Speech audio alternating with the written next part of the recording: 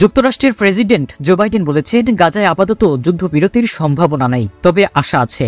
এদিকে যুদ্ধবিরতি কার্যকর না হওয়ায় হামাসকে দায়ী করছেন মার্কিন পররাষ্ট্রমন্ত্রী অ্যান্টনি ব্লিনকেন।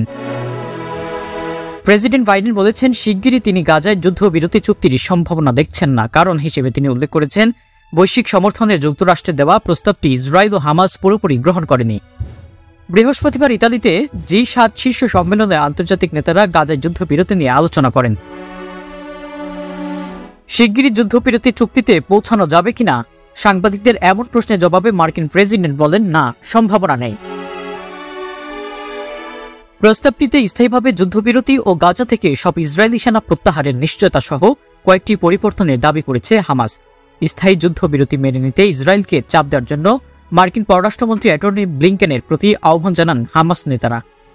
বাইডেনের ঘোষিত প্রস্তাবে এসব বিধান থাকলেও ইসরায়েল শর্ত বাস্তবায়ন করবে কিনা তা নিয়ে উদ্বেগ প্রকাশ করেছে হামাস। যদিও ব্লিনকেন দাবি করেছেন, হামাসের কারণেই যুদ্ধবিরতি হচ্ছে না।